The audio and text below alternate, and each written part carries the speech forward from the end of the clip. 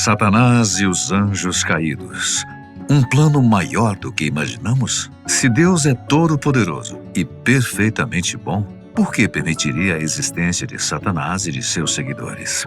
Essa questão desafia nossa compreensão sobre a justiça divina e o papel do mal no universo.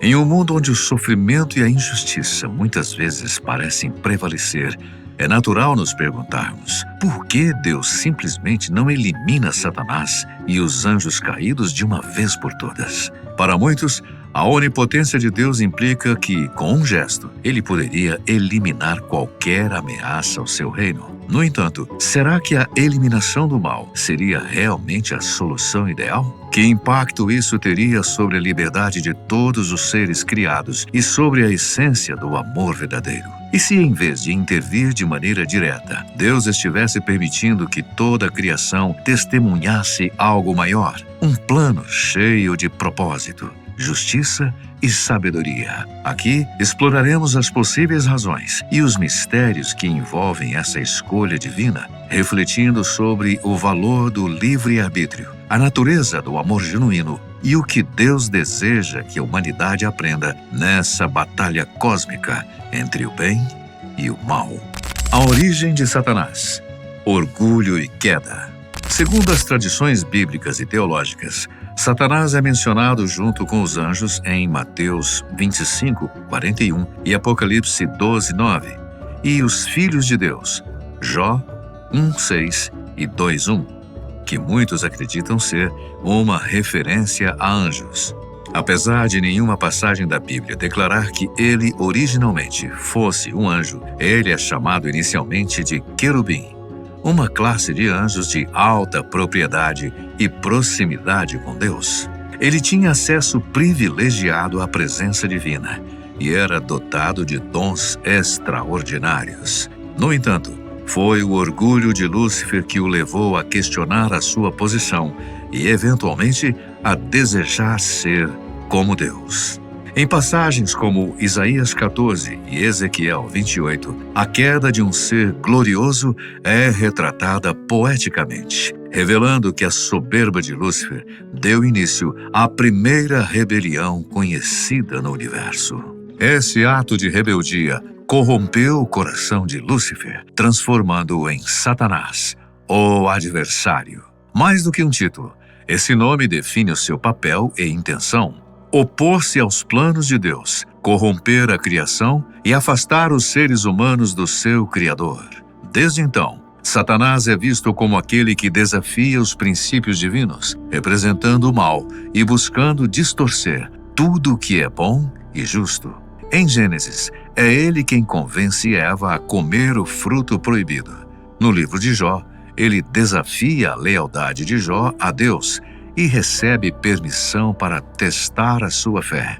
No Novo Testamento, ele tenta Jesus no deserto, oferecendo-lhe poder em troca de desejo. Sua figura é frequentemente descrita como o príncipe deste mundo, um adversário espiritual que busca desviar a humanidade dos propósitos de Deus. Satanás também é visto como uma representação do mal e da rebeldia, necessária para que a humanidade exerça o livre-arbítrio. Sua presença permite que os humanos façam escolhas morais e desenvolvam virtudes. Embora seja o adversário, sua existência gera questionamentos sobre o papel do mal no mundo e sobre o propósito maior que apenas Deus compreenderia. O propósito de Satanás: destruir e enganar.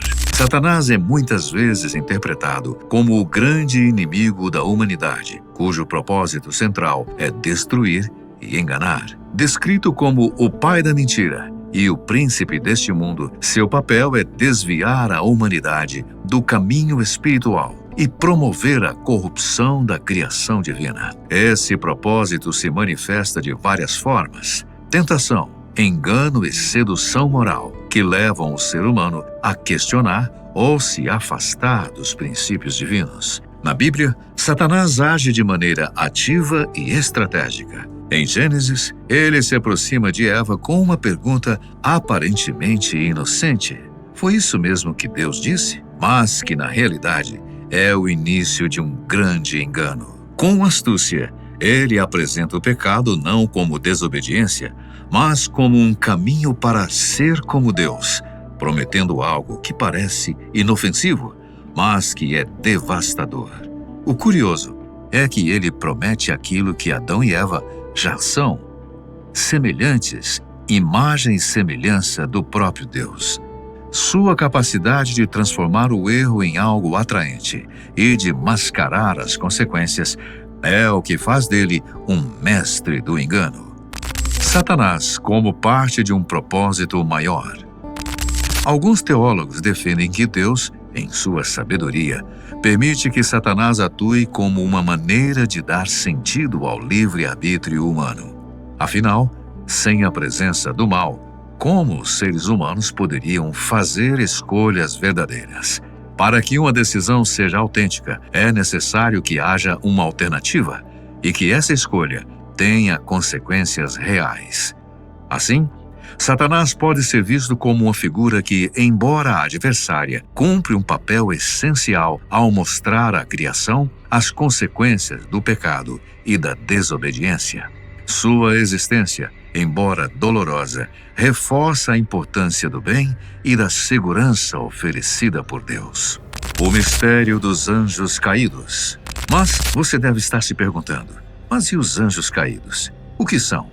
Na tradição teológica e bíblica, os anjos caídos são aqueles que, após se rebelarem contra Deus, foram expulsos do céu e destituídos de sua glória original. Esses anjos, que outrora eram seres de luz e pureza, passaram a fazer parte das forças do mal, ao lado de Satanás. Mas quem são esses anjos caídos?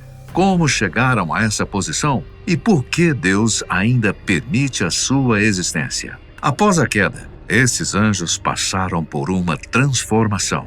Eles perderam a pureza que caracterizava os anjos fiéis e se transformaram em agentes do mal, conhecidos como demônios. Sua nova natureza é marcada pela oposição direta aos planos de Deus e pelo desejo de afastar os humanos do Criador. Esses seres influenciam pensamentos e comportamentos humanos, incitando o pecado e a rebelião. A Bíblia descreve os anjos caídos como espíritos imundos que vagam pela terra, causando desordem moral e espiritual. Assim como Satanás, os anjos caídos simbolizam o exercício da liberdade de escolha.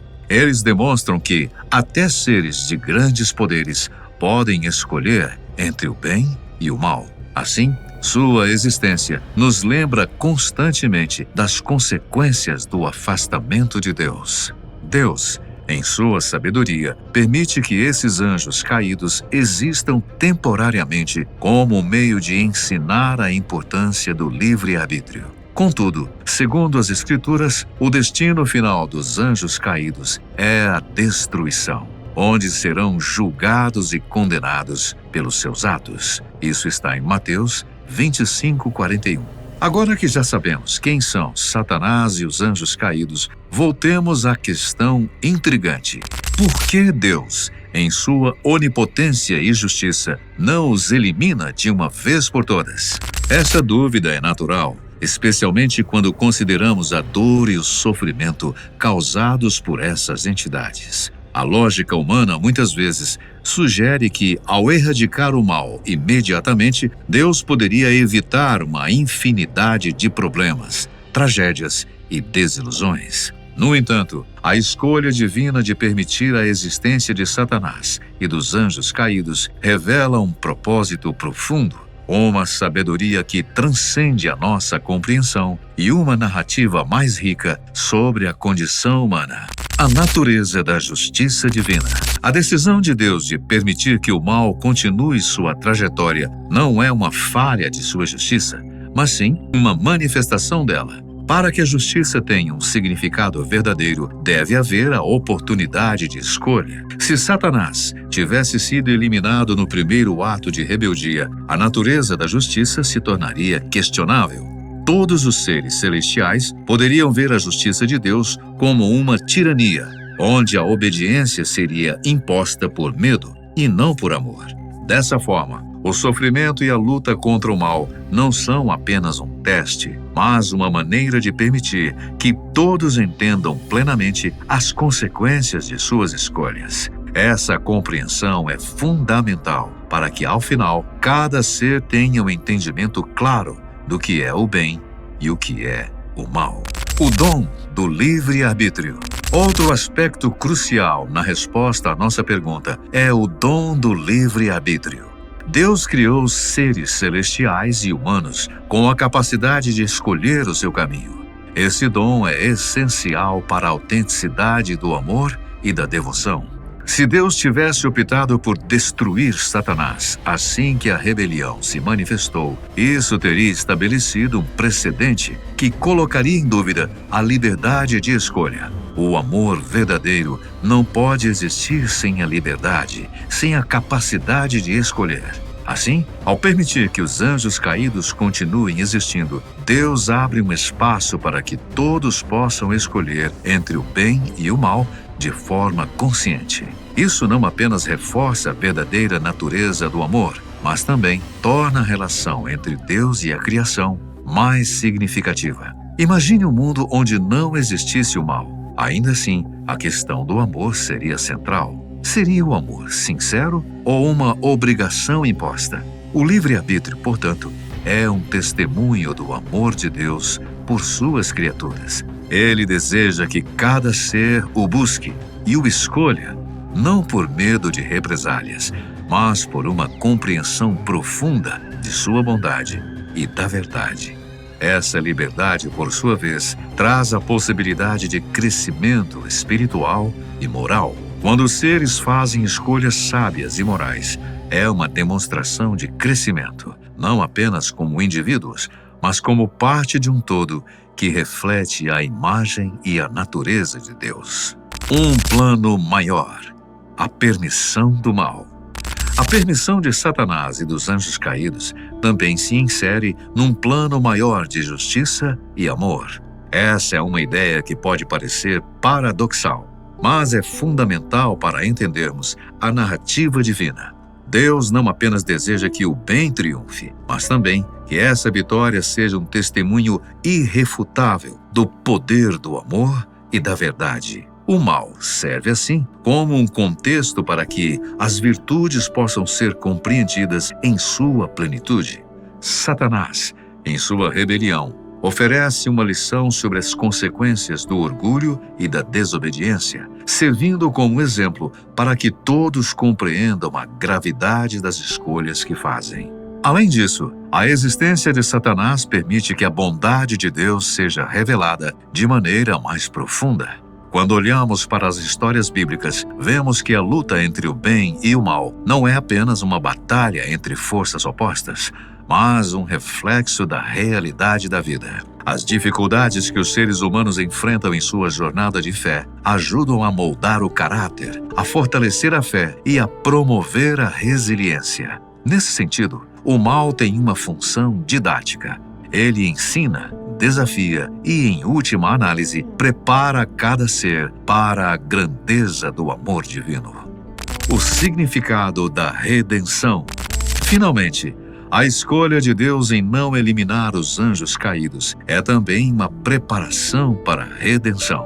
A narrativa da salvação é uma prova do amor divino que busca restaurar o que foi perdido. Através da história de Satanás e dos anjos caídos, Deus nos oferece uma narrativa de esperança, onde mesmo o maior dos rebeldes tem a chance de ver a luz. Isso não significa que todos serão salvos, mas a possibilidade de redenção é uma faceta do amor divino que não se limita à obediência, mas se estende até aqueles que escolheram o caminho do mal. A presença contínua de Satanás serve como um lembrete constante da luta entre trevas e luz. Cada ato de bondade, cada escolha pelo bem, a liberdade que Deus deu à criação, não é uma licença para fazer o mal, mas uma oportunidade de escolher a vida, a verdade e a comunhão com Ele. Assim, quando o mal for finalmente derrotado, não será apenas uma questão do poder divino, mas um triunfo da escolha consciente de todos os seres que decidiram seguir o caminho da luz.